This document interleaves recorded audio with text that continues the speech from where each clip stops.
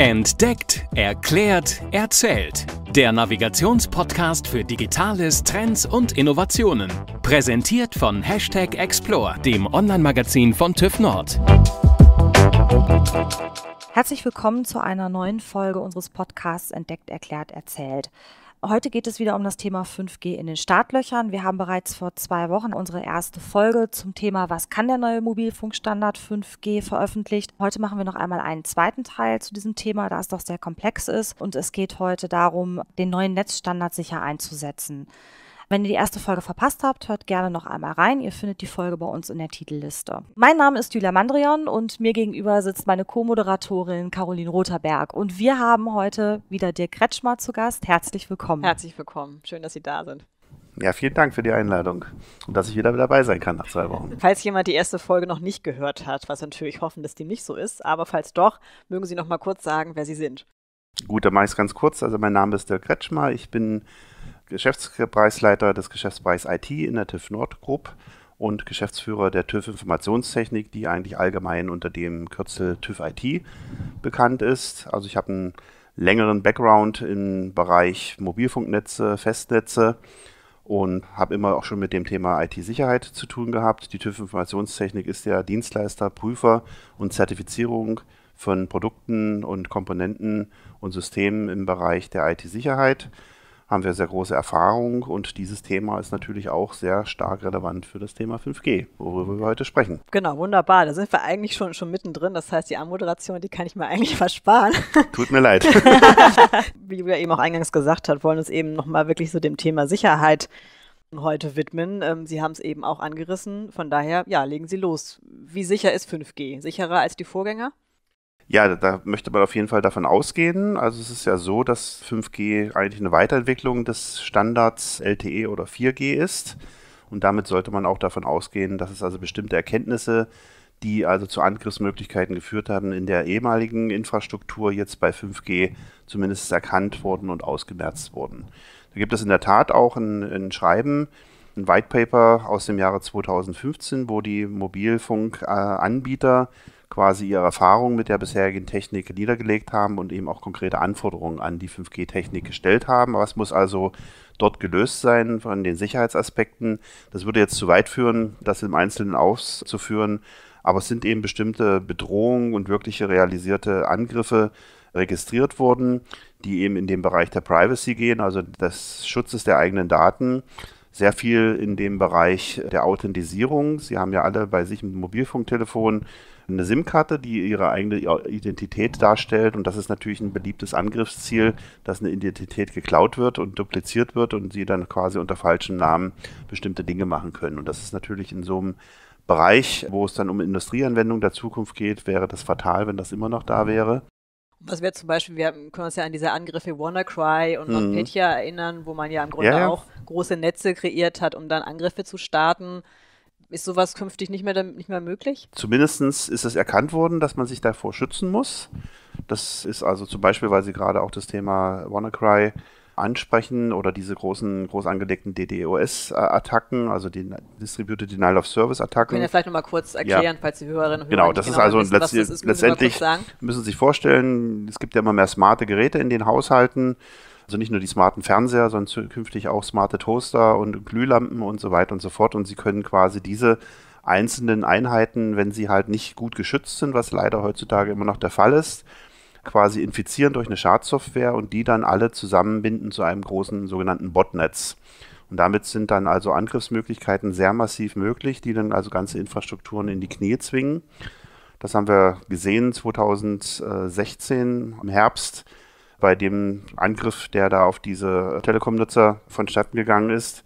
Ein Angriff, der Gott sei Dank nicht erfolgreich war im Rahmen der Infizierung der einzelnen Einheiten, aber es hat dazu geführt, dass eben sehr viele Telekom-Nutzer über mehrere Tage eben einfach überhaupt keinen Zugang hatten zum Netz und das war natürlich schon fatal, wurde auch erkannt und das ist natürlich jetzt, wir hatten ja in der letzten Folge auch das Thema besprochen, dass es bei 5G eine neue Dienstleistung gibt, wo es eben um sehr viele sendende Einheiten auf einem Quadratkilometer geht, also bis zu 1 Million sendende Einheiten.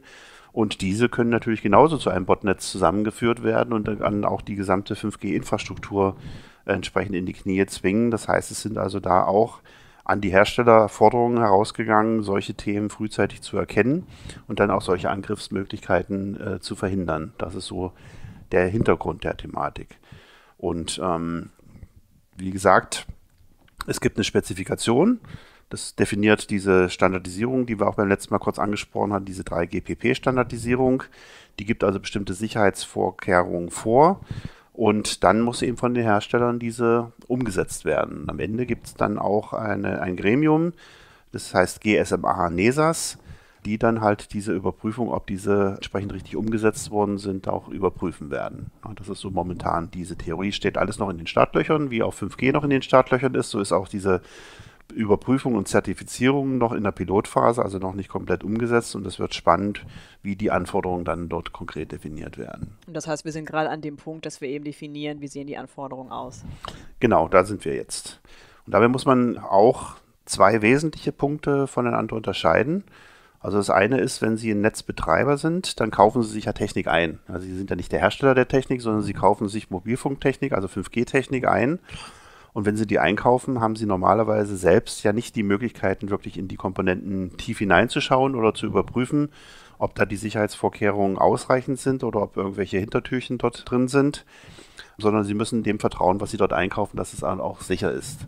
Zusätzlich haben Sie aber neben dieser Technik auch weitere Anforderungen, die Sie erfüllen müssen. Das ist bei uns hier in Deutschland durch das Telekommunikationsgesetz geregelt. In Paragraphen 109 gibt es also ganz konkrete Sicherheitsanforderungen, die die Netzbetreiber erfüllen müssen. Ja, das heißt also, neben der Technik müssen sie auch dafür sorgen, dass halt der Zugang zur Technik nicht erleichtert wird oder dass sie bestimmte Schutzmaßnahmen einrichten in ihrem Netz. Also da geht es dann um die Systemtechnik, Firewalls einzusetzen und weitere Maßnahmen durchzuführen oder eben auch eine Verpflichtung zur Weitermeldung von Angriffen, die sie jetzt dann drin haben. Oder eben auch ein ständiges Monitoring ihres Netzes, dass sie eben auch Anomalien relativ schnell feststellen können. Ja. Und diese Anforderungen, die werden aktuell in Deutschland verschärft. Das heißt, es wird eine Neuauflage dieser Sicherheitsanforderungen in Paragraphen 109 geben. Wird derzeit unter Verantwortung der Bundesnetzagentur ein sogenannter Kriterienkatalog aufgestellt, der sogenannte kritische 5G-Komponenten identifiziert. Und die müssen dann auch einer Zertifizierung zugeführt werden. Ja, das heißt also neue Anforderungen an der Stelle, die definiert werden, gemeinsam mit dem BSI. Und diese müssen dann auch geprüft werden. Kurz Bundesamt für Sicherheit und Informationstechnik. Ja, das BSI ist das Bundesamt für Sicherheit, genau. Ja, der Hintergrund ist eben, ich meine, da brauchen wir jetzt hier nicht um den heißen Brei herumzureden. Es gibt also bestimmte Vorwürfe, dass also besonders asiatische Hersteller eventuell dann doch einen relativ lockeren Umgang haben mit der Weitergabe von Daten an ihre Regierung und deswegen auch in bestimmten Regionen dieser Welt bestimmte Hersteller dann auch ausgeschlossen worden sind von der 5G-Vergabe. In Deutschland hat man regierungsseitig sich festgelegt, dass man niemanden ausschließt, aber dass sich dann im Gegenzug diese Hersteller mit ihrer Technik entsprechend auch einer Zertifizierung unterlegen müssen, um eben das Vertrauen in diese Technik zu gewähren. Und der Unterschied ist eben, das müssen nicht nur die asiatischen Hersteller machen, sondern alle. Alle, die dann hier antreten, werden zu den gleichen Bedingungen geprüft, sodass also keine Vor- oder Nachteile für irgendjemanden entstehen. Also ein sehr faires Vorhaben, was dann hier konkret in Deutschland umgesetzt wird. Wann wird das ungefähr sein? Also wann beginnt die Umsetzung? Ja, das ist so ein bisschen dieser zeitkritische Faktor. Also ich gehe davon aus, dass es sicherlich noch ein halbes Jahr dauern wird, bevor wir dann wirklich auch konkrete Prüfkriterien haben, weil die Hersteller müssen sich auch darauf einstellen, was wird eigentlich genau geprüft und wie wird es geprüft, also was muss ich eigentlich letztendlich dort machen. Das heißt, auch die Prüfkriterien müssen erst erstellt werden, was normalerweise auch eine Dienstleistung der TÜV Informationstechnik ist, diese Prüfkriterien aufzustellen, weil sie sind ja Spezialisten für solche IT-Sicherheitsprüfungen und möchten da an der Stelle natürlich auch gerne einen Beitrag leisten. Jetzt haben wir über Hersteller gesprochen, auch sozusagen über Netzbetreiber. Wie sieht es so für den Anwender aus? Vielleicht können wir einfach aus der Brille nochmal drauf gucken. Ja, das ist an der Stelle schon spannend, weil sicherlich auch die gängige Meinung ist, wenn ich ein 5G-Netz habe, dann ist alles sicher. Aber letztendlich nutzen sie ja das 5G-Netz mehr oder weniger nur als quasi ein Transportnetz. Das heißt, die Anwendungen, die Sie haben, die liegen irgendwo in der Cloud, also bei ganz anderen Dienstleistern, die jetzt nicht unbedingt bei Ihrem 5G-Mobilfunkbetreiber liegen, sondern irgendwo im Internet zur Verfügung sind. Das heißt, über 5G haben Sie da eigentlich nur einen gewissen Teilaspekt gesichert, ja. Aber letztendlich die Dienstleistung Ende zu Ende von Ihrer Anwendung zur Dienstleistung, dafür müssen Sie als Nutzer weiterhin selber sorgen, dass Sie die sicher machen. Ja. Das heißt, an der Stelle reden wir ja nicht mehr von Diensten, die nur innerhalb einer 5G-Infrastruktur zur Verfügung gestellt werden, sondern eher so von dahinterliegenden Dienstleistungen. Das heißt nochmal konkret? Ja, stellen Sie sich einfach vor, Sie haben quasi, nehmen wir mal ein ganz einfaches Beispiel, einen Schrittzähler, den Sie am Armband tragen, der funkt jetzt quasi über eine 5G-Infrastruktur zu dem Anbieter, der also die Applikation verwaltet bei Ihnen. Und dieser Anwender, der wird normalerweise einen Cloud-Dienst nutzen. Und das ist mit Sicherheit nicht irgendeine Telekom oder eine Vodafone, sondern irgendein Internetdienst, ja, der also überall sitzt. Und die Verbindung quasi kann über eine 5G-Infrastruktur laufen, aber Ende zu Ende muss zum Beispiel dann dieser Hersteller dieser Anwendung, der dann mit ihrem Schrittzähler kommuniziert, auch für die Sicherheit darlegen. Ja, es gibt dann solche Techniken wie verschlüsselte Kommunikation, die sie dann anwenden müssen. Das heißt, sie müssen dann quasi auch durch diese 5G-Infrastruktur eine wir nennen das immer im Fachjargon Tunneln, also einen sicheren Kanal aufbauen, um dann wirklich Ende-zu-Ende Anwendungen durchführen zu können. Damit im Grunde die Informationen, die von mir kommen, eben nicht in die falschen Hände geraten. Genau, aber man darf es nicht unterstellen. Ich will jetzt auch nicht damit suggerieren, dass quasi dann die 5G-Sicherheit eigentlich gar keine Rolle spielt, weil sie nur ein Transportmedium ist, sondern innerhalb des Transportmediums sind natürlich auch sehr viele Angriffsszenarien möglich. Ja. Und deswegen muss diese 5G-Infrastruktur auch entsprechende Sicherheitsmaßnahmen leisten können. Also ein Beispiel zum Beispiel, was man in der 4G-Umgebung, also LTE, erkannt hat, ist ein Angriffsverhalten, das heißt Bidding Down. Kennen wahrscheinlich die wenigsten, aber letztendlich in der Kommunikationsinfrastruktur geht es da immer, dass immer mehrere Gegenstellen miteinander kommunizieren und bevor sie kommunizieren können, verhandeln, was kannst du, was kann ich, ja, und sich dann auf irgendein Thema einigen können. Und das ist natürlich immer der kleinste gemeinsame Nenner. Ja. Das heißt, wenn ich zum Beispiel jetzt ein Teilnehmer bin mit einem sehr hohen Sicherheitsstandard und auf der anderen Seite ein etwas niedriger Standard, dann kann im Prinzip nur der etwas niedrigere Standard genutzt werden. Und Bidding Down ist eine Angriffsmethodik, wo sie quasi als Angreifer diesen beiden Gegenstellen gegenseitig suggerieren, dass sie immer das niedrigste Niveau nutzen müssen. Also man handelt sich gegenseitig runter, obwohl die Gegenstelle eigentlich mehr kann. Ja, und damit wird dann quasi jedes Sicherheitsmodul umgangen und sie können dann quasi komplett ohne Sicherheit kommunizieren, was man natürlich nicht machen sollte. Ja, und das sind so Angriffsszenarien, die man erkannt hat in vergangenen Netzen.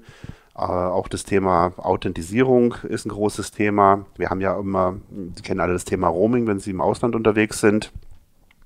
Hier geht es noch um weiteres. 5G ist auch eine Erweiterung des bisherigen Mobilfunkstandards, aber integriert eben auch andere Netzwerktechnologien, wie zum Beispiel Wi-Fi. Ja? Das sind also andere Themen. Das heißt, hier, wenn Sie eine Verbindung haben, kann die über verschiedenste Medien laufen. Und damit haben Sie auch quasi im 5G-Netz auch eine sogenannte Roaming-Infrastruktur, dass Sie also wenn Sie dort eine Authentisierung machen, dann auch diese verschiedenen Medien entsprechend berücksichtigen müssen. Das ist jetzt kompliziert, da würde ich jetzt gerne noch eine Stunde weiterreden, aber ich glaube, da verliere ich jetzt so ein paar Zuhörer dabei. Ich habe auch gerade schon gedacht, es klingt auch so, als ob die Komplexität nochmal wieder ein bisschen gestiegen ist mit dem neuen Standard. Genau, die Hersteller müssen eben dafür sorgen, dass diese bisherigen erkannten Angriffsmethoden dann halt nicht mehr umsetzbar sind in der Zukunft und die Netzbetreiber müssen eben da zusätzliche Maßnahmen noch einführen, um dann eben Anomalien festzustellen und ständig eben auch Angriffe melden zu können.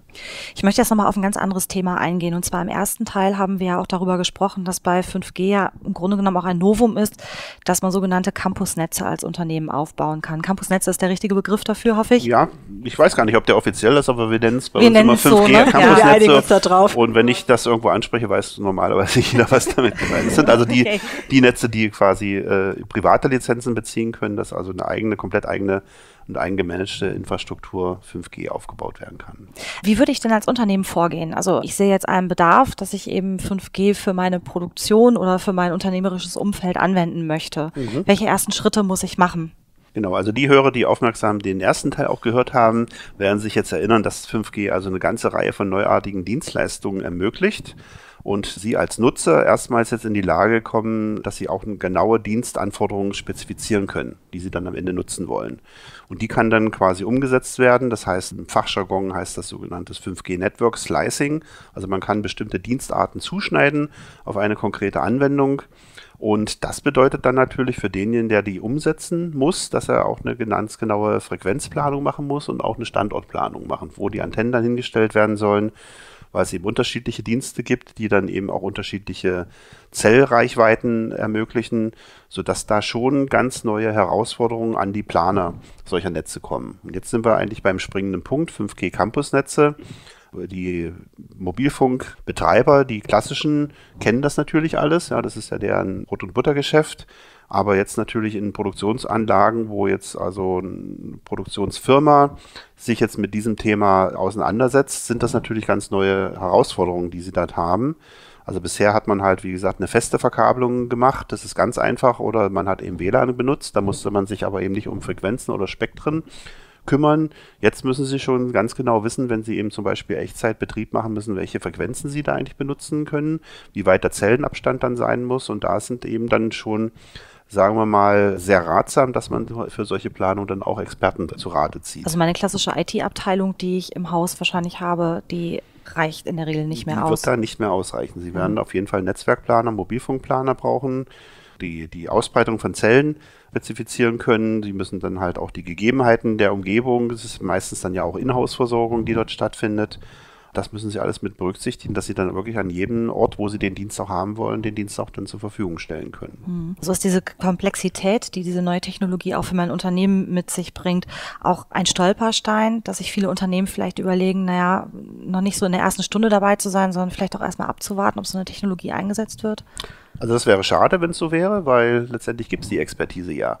Die hat man vielleicht nicht im eigenen Hause, aber man kann sich ja dieser Expertise bedienen und das ist ja auch nicht unbedingt eine Expertise, die ich jeden Tag brauche, sondern nur quasi bei der Spezifikation und dem Aufbau dieses Netzes. Also es geht eben darum, dass Sie eine Beratung brauchen, welche Frequenzen sind für mich eigentlich notwendig. Also Sie müssen ja bei der Bundesnetzagentur quasi eine 5G-Lizenz erwerben. Damit sind also automatisch dann Frequenzen oder ein sogenanntes Spektrum von Frequenzen gemeint. Und da müssen Sie schon ziemlich genau wissen, was Sie dann genau beantragen, damit Sie es dann auch für sich optimal nutzen können.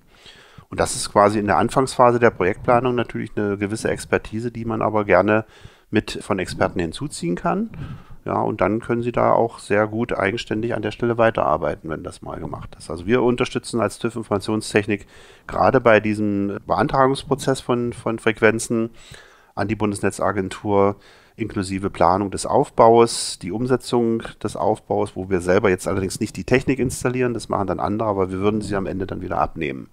Dass also wirklich dann auch die Dienste, die ursprünglich mal geplant werden, dann auch wirklich auch genutzt werden können. Das sind so Themen, die wir machen. Bis hin zum Betrieb des Netzes, weil sie brauchen natürlich auch Leute, die dann diese 5G-Infrastruktur dann auch betreiben. Ja, die ist ja nicht dann einmal Schlüssel umgedreht und dann läuft sie für alle Zeiten, sondern sie werden ständig erleben, dass es dort Änderungen gibt. Sie müssen es vielleicht auch mal ein neues Release einspielen.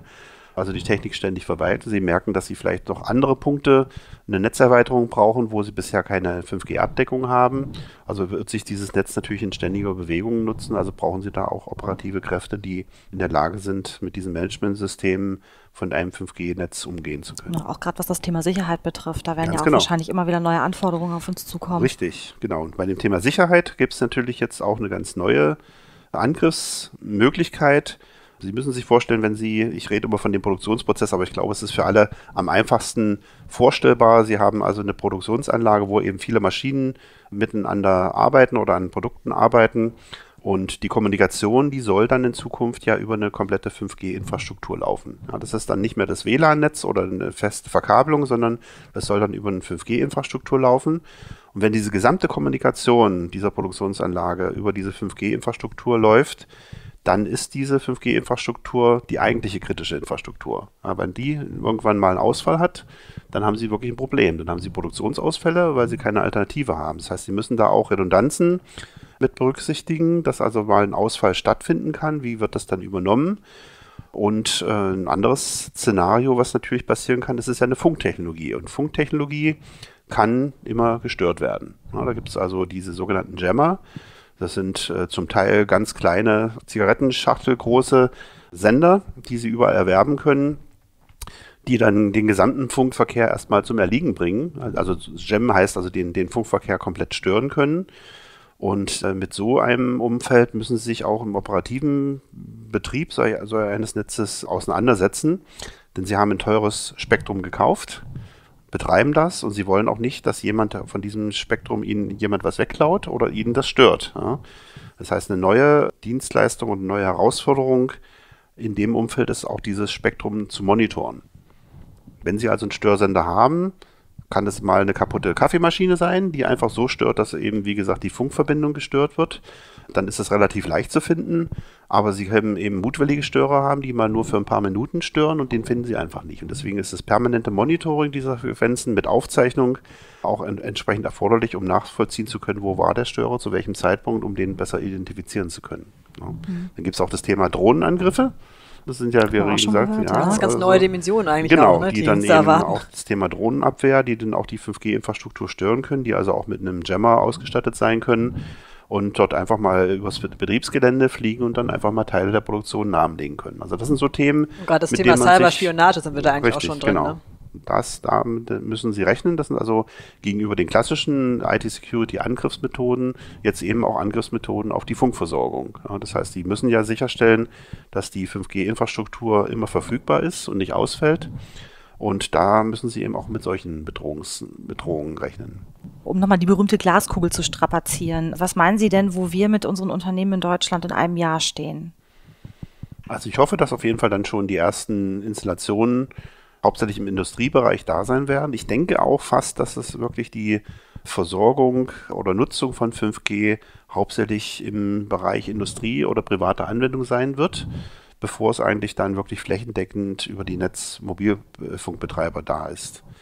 Die Mobilfunkbetreiber haben ein bisschen den Vorteil, dass sie eben schon ja ein bestehendes Netz haben, was im Prinzip nur um 5G erweitert werden muss. Drauf aufsetzen kann, ne? Das ist gut. Wir haben allerdings auch einen Netzwerkprovider, der komplett neu auf dem Markt ist und der überhaupt keine Infrastruktur hat. Für den ist es natürlich dann schon eine Herausforderung, gegenüber den anderen da Schritt zu halten. Aber sehr einfach ist es dann natürlich für die privaten Nutzer. Die können also relativ schnell, wenn sie einen Antrag stellen und die Lizenz wird, wüsste ich jetzt auch nicht, an welche großen Bedingungen die geknüpft sind. Man muss natürlich irgendwann dann mal auch ein Netz nutzen und dann auch die Funkfrequenzen nutzen. Das ist so die einzige Auflage, die man hat. Aber die können relativ schnell diesen Aufbau machen, weil sie eben auch kein flächendes Netz aufbauen müssen, sondern sehr lokale Instanzen brauchen. Das also auch von den Kosten her überschaubar ist. Natürlich die Planungsphase mit berücksichtigen müssen. Aber da in einem Jahr denke ich schon, dass wir schon sehr viele Campusnetze haben werden. Ja, wir sind gespannt auf die Zukunft. Viele neue Ausblicke und viele neue Möglichkeiten, die sich auch durch diese Technologie einfach ergeben. Wir sind gespannt. Herr Kretschmer, vielen Dank für das Gespräch. Wie immer möchten wir Ihnen die Frage zum Schluss stellen. Wir könnten jetzt ja noch sehr viel mit Ihnen über dieses Thema diskutieren. Unsere Zuhörer wahrscheinlich auch. Wo kann man Sie erreichen? Ja, also ich bin erreichbar am besten über LinkedIn. Da finden Sie mich unter meinem Namen oder unter der TÜV Informationstechnik, TÜV IT. Wir haben am 22. August erfolgreich eine Veranstaltung durchgeführt in Berlin, die hieß 5G in den Startlöchern und haben da sehr große Resonanz und sehr positive Resonanz zu diesen Fachvorträgen bekommen und sind auch gefragt worden, dieses Format noch zu veröffentlichen, also öfters durchzuführen. Das werden wir machen, also da wird es Gelegenheiten geben und wir werden das auch veröffentlichen, dass Sie da eine Gelegenheit haben, dann solche Veranstaltungen mit zu besuchen. Liebe Zuhörerinnen und Zuhörer, folgt uns einfach auf den sozialen Medien, dann bekommt ihr auch mit, wann die nächste Veranstaltung in diesem Rahmen stattfinden wird. Wir werden euch da informieren. Ganz herzlichen Dank fürs Zuhören, ganz herzlichen Dank für Ihre Informationen. Es hat uns sehr viel Spaß gemacht, war sehr spannend, die Einblicke. Wir hören uns Anfang November wieder mit unserer nächsten Folge des Podcasts. Wir haben es schon vorher erwähnt, es gab auch einen Teil 1 zu dieser 5G-Folge. Einfach nochmal reinschauen in der Titelliste. Ganz herzlichen Dank und bis bald. Bis bald. Tschüss. Tschüss. Das war Entdeckt, Erklärt, Erzählt. Der Navigationspodcast für Digitales, Trends und Innovationen. Präsentiert von #Explore, dem Online-Magazin von TÜV NORD. explore-magazin.de